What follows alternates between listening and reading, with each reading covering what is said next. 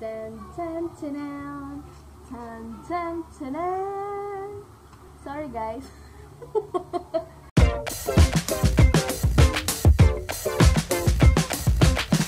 So yun guys, welcome back to my channel. So yun, nagbabalik ako ulit. Medyo tagal na ako sa upload ko. So yun, kung kita nyo, medyo pag-ready lang yung eyes natin kasi mag-makeup tutorial tayo today. So nagtatan-tanan-tanan ako kanina kasi gagawa tayo ng makeup graduation tutorial. So yun guys, mag-start na tayo. So ang gagawin lang natin is very quick lang. So yun, gumamit na muna tayo ng moisturizer. Kung ano ang mga meron dyan, pwede kayong gumamit. Pero syempre, ang lagi kong ginagamit, itong eye white ko yung aqua. So yan guys, bagong bili ko lang siya. So yan, gumamit muna tayo nito.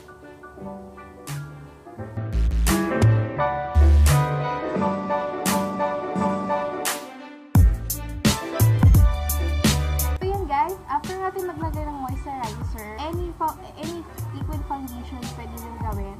Medyo madami na kasi akong foundation ngayon.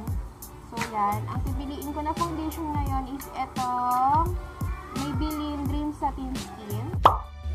So yan ang napili ko today. Pwede naman kayong gumamit ng liquid foundation like nasa mga high school, nagka-graduate. Pwede kayo gumamit ng mga ganito guys. Mga sachet lang naman kasi kung hindi naman kayo usually laging gumagamit ng foundation sa mga bagets, eto, pwede kayong bumili ng ganito kasi pwede naman siya.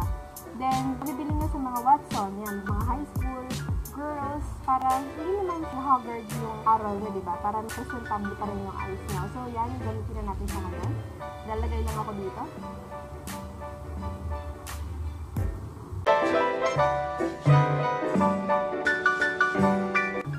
Ang sarap sa feeling kapag dadaan tong month na to, March, kasi end of ng school, may graduate.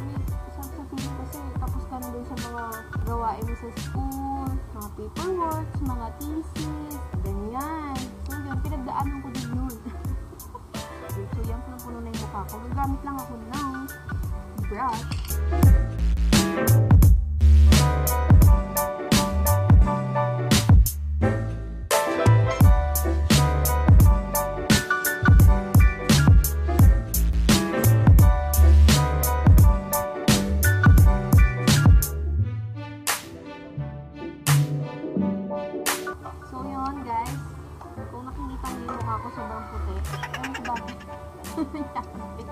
So magagawa natin ng paraan yan. Nagamit lang ako ng sponge. Napadami lang siguro akong hagay.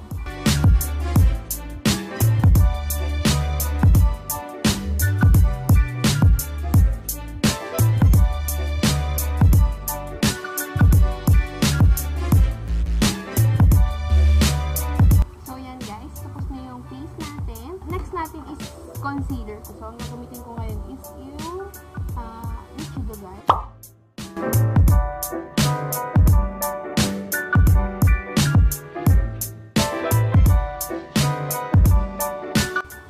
Yan, gumamit na kayo ng concealer para naman syempre nakaset yung face nyo. Lalo na kung nakatapat kayo sa araw or nasa aircon kayo, medyo parang hindi naghuhulas yung makeup nyo. Magandang mablend na rin natin ng maayos itong makeup natin.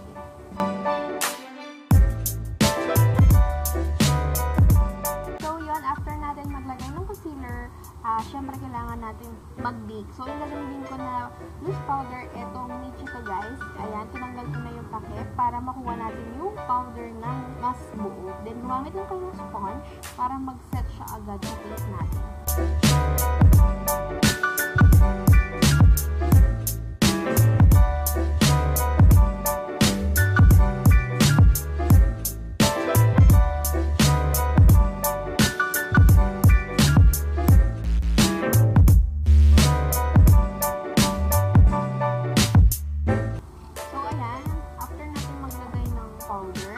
Next natin is yung kilay guys. So yung gagamitin ko na kilay is itong Make Brow Detail Makeover.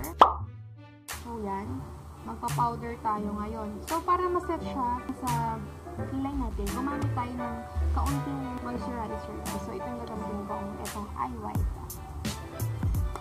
Wala kasi yung gel guys, kaya mas okay lang din kung gagamit kayo ng ganitong moisturizer.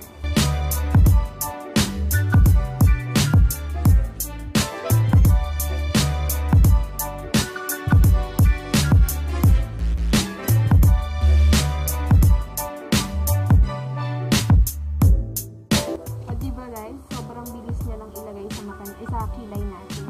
Kaya mas prepared na gumamit kayo ng moisturizer para mabilis kumapit sa kilay natin.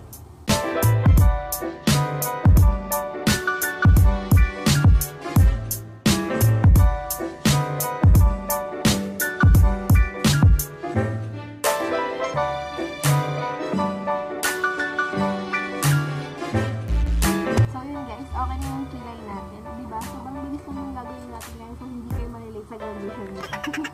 So next, mag-start na tayo sa mata natin. So, ang gagamitin ko na eyeshadow palette ngayon guys is super kaya nyong bilhin and ma-provide. Parehas na. Yan. So, ang gagamitin ko ngayon is itong EB Pro Total Effect Eyeshadow Palette. So, bakit ito yung gagamitin natin? Kasi sobrang mura niya lang guys. Marami kayong magagamit na nude na eyeshadow. Siyempre, hindi naman kayo gagamit ng super dark na eyeshadow guys. Medyo dapat formal pa rin yung gagamitin natin. So, start na tayo. Pang base natin, gamitin lang natin itong color na to.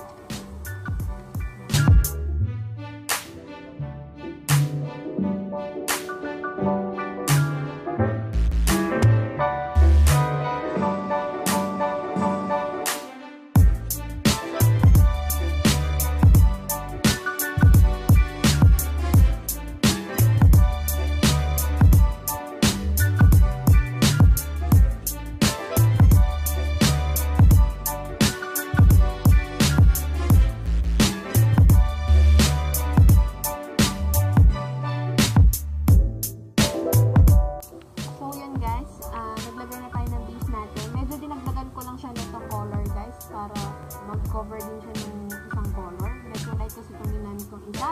So, next na gagamitin natin color is itong color guys.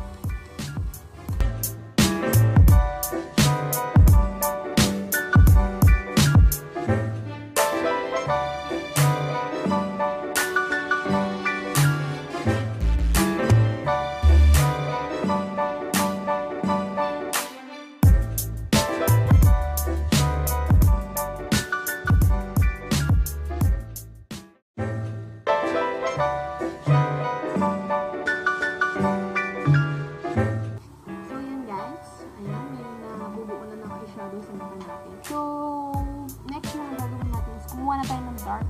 So, ito na yung gamitin natin.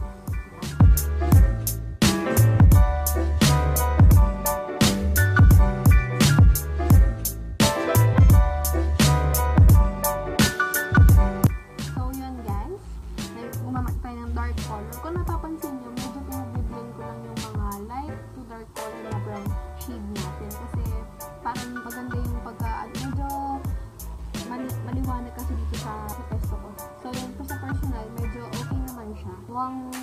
Medyo matapang tignan dyan, pero kung kapansin nyo, okay na siya. Sinagad ko na siya ng sobra para medyo makita nyo kasi nga medyo maliit yung eyelids ko guys. Kaya, inabot ko siya dito sa malapit sa brown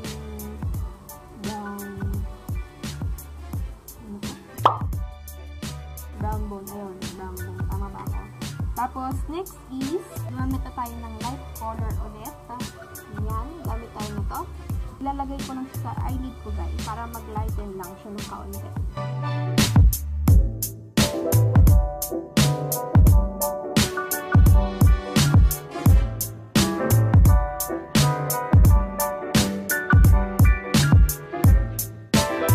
So, yun. Tapos na yung eyeshadow natin. So, maglagay na tayo ng liquid eyeliner. So, lilinisin na lang natin yan naman yung mga kalat-kalat natin sombra dyan. So,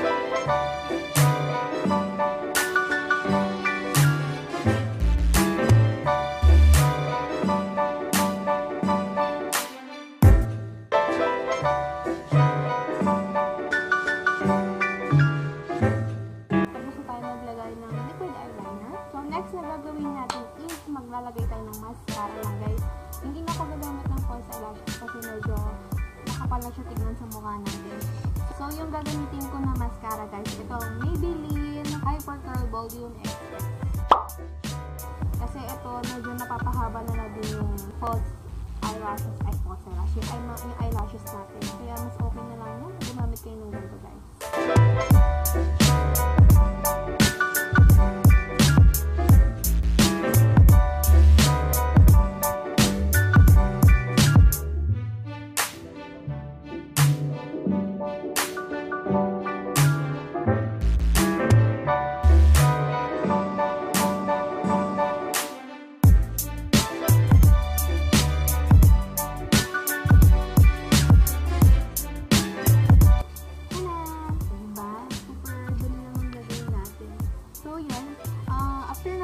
Maglagay lang ng mga kilay, eyeshadow, eyeliner. Siyempre, limisan na natin yung powder na nasimulan natin.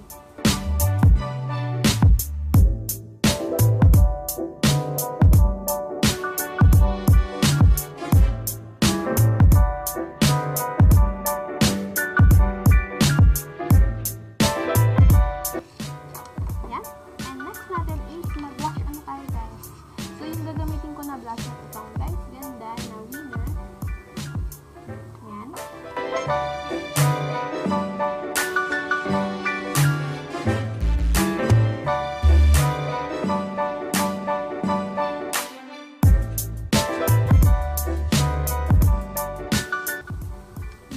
O diba, hindi siya halata sa camera.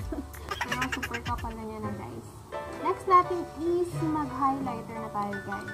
So, itong gagamitin ko is itong Splendid na Vice Ganda ulit guys. Medyo kaunti lang yung ilagay nyo guys ha.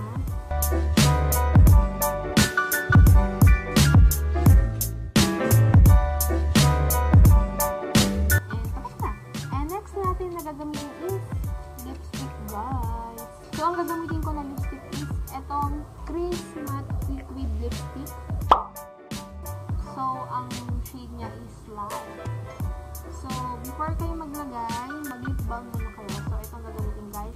So, maglagay muna tayo.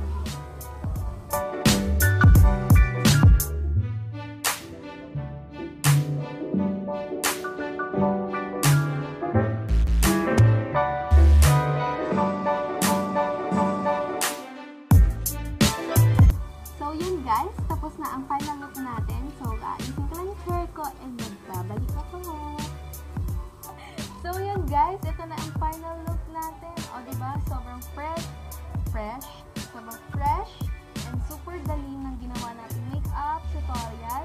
So, yun guys. Sana makatulong itong makeup natin. So, yan. O, diba? Ipopromote ko talaga yung picture ko ngayon. So, medyo hawig pa ba? Medyo payat pa ako dito. So, yun guys, kung nagustuhan nyo ang makeup